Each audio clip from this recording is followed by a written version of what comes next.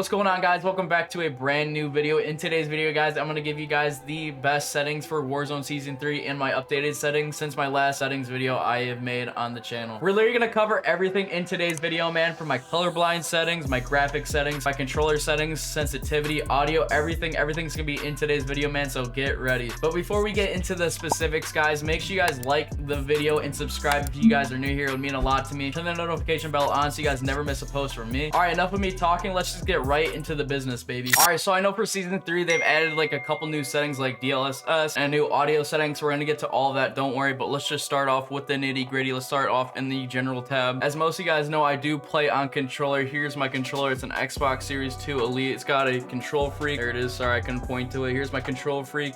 Then it's got paddles on the back as well as trigger stops, all that cool jazz. But I just want to get that out before I start the video. So we're gonna start out with field of view. Just before I explain it, I know a lot of you guys were commenting on my last settings video that you didn't have this option, and it is probably because you guys are not on PC. This is only a PC option. You only can get this if you guys are playing on PC. So if you guys are on console, I'm sorry, you guys do not have this, but I think there is a slider coming in the future for console. I saw a tweet yesterday that it's rumored that they're going to be adding a FOV slider for console. So guys, stay tuned. That's exciting news, so be on the lookout for that. But if you guys are on PC, I run 120. I know a lot of people run like 110, you know, which is completely fine. It's kind of personal preference, but make sure you guys are running the affected ADS field of view. The other one is an independent. It's not as great as the affected. Affected is the best ADS field of view, so run this one. All right, so next I run 60 for my brightness. I know like a typical range for people that they run brightness on is like 50 to 60, so anywhere in that range is fine. All this is kind of useless. Don't worry about this stuff. All right, so I get a lot of questions about my colorblind settings. I actually don't run any colorblind settings. I run NVIDIA Filters. We'll get to that at the end of the video, so stay tuned for that. All right, so for the next important setting, you're gonna want to change the mini map shape from round to square. As you guys can see, I don't know why you would want to run the circle one. You're just gonna see less of the map compared to the square one, so make sure you guys have the square mini map shape enabled. All right, so all this other stuff is personal preference, so we're gonna move on to my graphic settings. All right, to start off the graphics tab, we're gonna be looking at my display mode. So for display mode, I run full screen. I know some people run like full screen borderless. Totally fine, whatever works best for you. Next, we're gonna be looking at my render resolution. I bumped this up from 100 to 110 just to see a little bit further. If you guys increase this, you guys are gonna get less frames in your game, so be careful with this slider. Find like a sweet spot like I did. 110 works best for me. I know some people run like 150.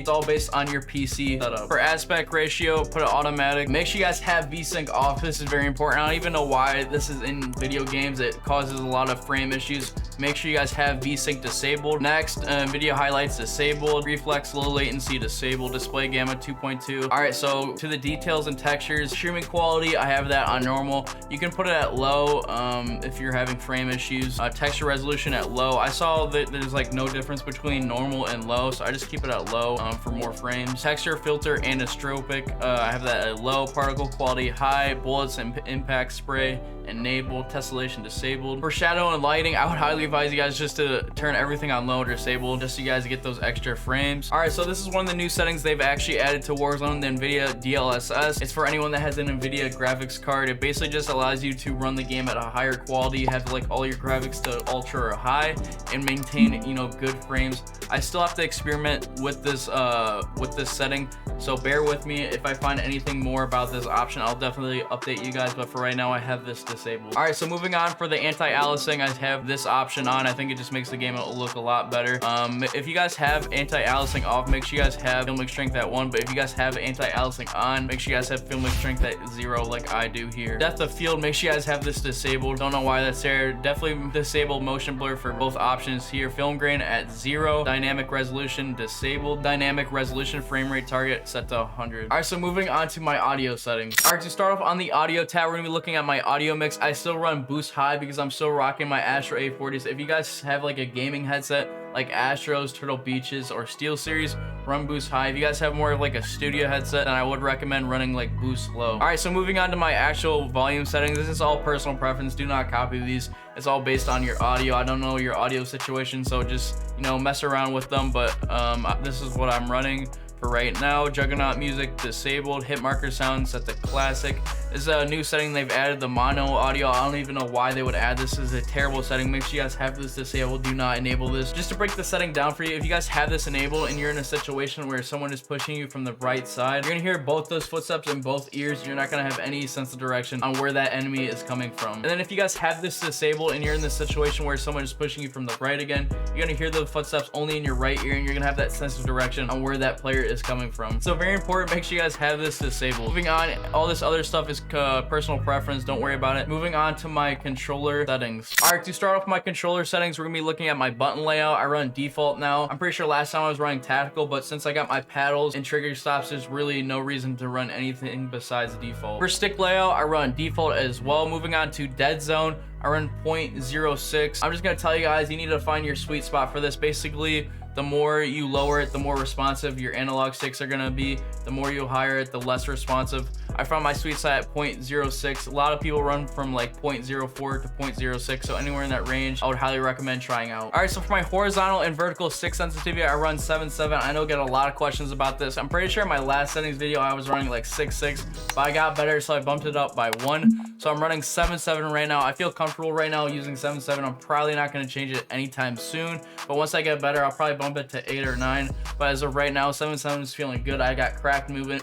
My aim's been on point, so I'm probably just gonna leave it as it is. For my ADS sensitivity multiplier, I run 0.85 for both low zoom and high zoom. I know a lot of people run from 0.85 to 1, so just find what you're comfortable with in that range. For aim response curve type, make sure you guys have this as dynamic. All the other ones are shitty. Trust me, just run dynamic. Controller vibration, make sure you guys have this disabled. If you guys have this on, you're just selling. Aim assist, make sure you guys have this on standard. Scale aim assist with FOV. If you guys are on PC and have the FOV slider, make sure you guys have this enabled. It's very important you guys get aim assist with your FOV you're running. Moving down to the next important setting, the use/reload behavior, make sure you guys have this on contextual tap. By far, this is probably one of the most useful settings you're gonna have on Warzone. It's just gonna allow you guys to, you know, pick things up from the ground a lot easier and just tap instead of holding your like reload button or your pickup button. The next important setting to have on is the armor plate behavior. Make sure you guys have this to apply all. Basically pretty straightforward. Press once to apply one armor plate after another until you have maximum armor capacity or you have run out of armor plates. Now for the movement part of the video, make sure you guys have slide behavior to tap, man. This is very important for slide canceling. You're gonna slide cancel a lot easier if you guys have tap on. Moving on to the next important movement setting, the automatic sprint. Make sure you guys have auto tack sprint on. Just allows you to move your analog stick and it'll run for you instead of holding to run.